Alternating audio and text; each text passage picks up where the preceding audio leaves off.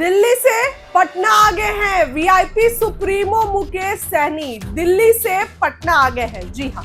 और दिल्ली से पटना आते के साथ तेवर बदल गए हैं मुकेश सहनी के।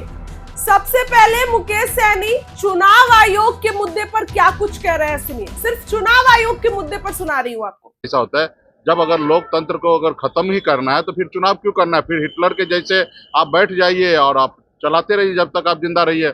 लेकिन बाबा साहब ने तो ये नहीं सोचा, वहां पे ये सोचा कि जनता का हित का जो काम करेंगे वही जन राज करेंगे, जो नहीं करेंगे उसको 5 साल में कुर्सी छोड़ना पड़ेगा। अगर इस तरीके से है तो कहीं ना कहीं जनता का जो अधिकार है उसका हनन किया जा रहा है। मंत्री अमित शाह आज बिहार आ रहे हैं, 22 तारीख को सीएम भी आ रहे हैं। देखिए, चुनाव का समय है, बिहार जो है वो मोक्ष का धरती है, लोग ऐसे आते जाते रहेंगे। लेकिन मैं वही गृह मंत्री अमित शाह जी से बात करूंगा, पूछूंगा कि दिल्ली में आप देश के गृह मंत्री हैं, महाराष्ट्र में आपका सरकार है, वही सीतामढ़ी की बेटी बहन मुकेश सहनी को लेकर चर्चाएं।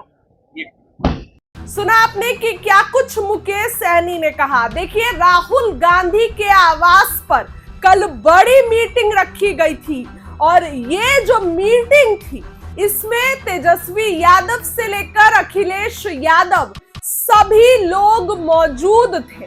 राहुल गांधी की अध्यक्षता में ये मीटिंग हुई थी और आपको बताएं तो सब लोग इसमें शामिल थे। ऐसे में बड़ी बात आपको बताएं कि मुकेश सहनी जो कि खूब सीटों की डिमांड कर रहे हैं, किस तरीके से सीट पूरी होगी और 60 सीट चाहिए, डिप्टी सीएम का पद चाहिए मुकेश सहनी को, इस बात की डिमांड कर रहे हैं। यानी कि दूसरे नंबर की कुर्सी और 60 सीटों की demand VIP supremo Mukesh Sahani करते नजर आ रहे हैं। तो ऐसे में आप सोच सकते हैं कि मुकेश सहनी आने वाले दिनों में क्या कुछ फैसला लेते हैं। अब देखिए, नाराज चल रहे हैं। वीआईपी की अगर बात करते हैं मुकेश सहनी की, तो अति पिछड़ा समाज से आते हैं, निर्दयी समाज हुआ। और अब देखिए, आपको बताएं कि 36% मतलब कि वो समाज है। अगर बात करें तो उनकी परसेंटेज की बात करें तो 36% है। तो ऐसे में तेजस्वी नहीं चाहते हैं कि ये 36% उनसे छिटक जाए। अगर ये 36% उनसे छिटकेगा तब बीजेपी को इसका तगड़ा फायदा होगा। अब कल मुकेश सहनी की बड़ी मीटिंग थी। अब इस बड़ी मीटिंग में मुकेश सहनी ने कई मुद्दों पर चर्चा की, कई मुद्दों पर बातचीत की। सबसे पहले तो आपको बताएं कि मुकेश सहनी को इस पार्टी में, इस मीटिंग में नहीं जाने का आमंत्रण था, लेकिन बाद में मुकेश सहनी को इस मीटिंग में जाने का आमंत्रण मिला। करीब शाम के समय मुकेश सहनी इस मीटिंग में पहुंचते हैं और उसके बाद चर्चा होती है। तेजस्वी यादव तो पहले ही निकल गए।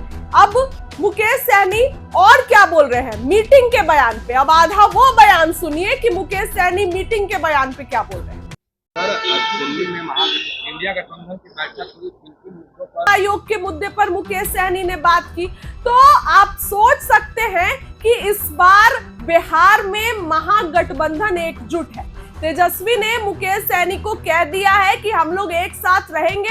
और देखिए, लोकसभा चुनाव में आप अगर गौर करिए तो बीजेपी का 400 पार का नारा कहीं ना कहीं 300 पार भी नहीं कर पाया।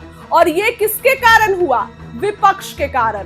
तेजस्वी ये कहते भी है कि वो तो साफ है ना कि लोकसभा चुनाव तक विपक्ष एक साथ था, क्योंकि प्रधानमंत्री नरेंद्र मोदी को हराना था।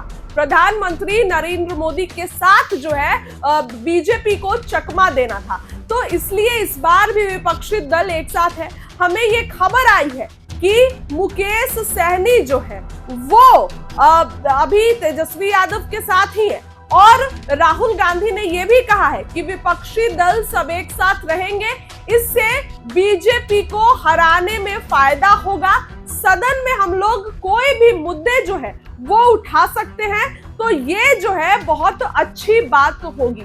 मुकेश सहनी ने जो है ये बातें साफ साफ राहुल गांधी ने मुकेश सहनी से कही है। ऐसे में पटना आने के बाद क्या कुछ मुकेश सहनी ने कहा वो भी हमने आपको सुनाया कि मुकेश सहनी ने क्या कुछ कहा। सभी मुद्दों पर सभी बातों पर मुकेश सहनी ने क्या कुछ कहा आपने सुना। तेजस्वी यादव भी मीटिंग में थे। हालांकि तेजस्वी यादव तो रक्षाबंधन के बाद लौटेंगे, क्योंकि उन्होंने कल भी कहा था कि उनकी बहन भी दिल्ली में है, तो तेजस्वी यादव रक्षाबंधन के बाद जो है वो लौटने वाले हैं। लेकिन मुकेश सहनी लौट कर आए हैं। बयान आपने सुना वीआईपी सुप्रीमो का। इस खबर के लिए इतना ही। बहुत बहुत धन्यवाद।